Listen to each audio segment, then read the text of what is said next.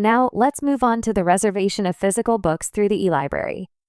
As mentioned in the eLibrary overview, users can reserve physical books via the library book section. Here's how the process works. First, search for the desired book using the search bar. Once you found it, click the book title to view its full details. If the book is available, simply click Reserve Book.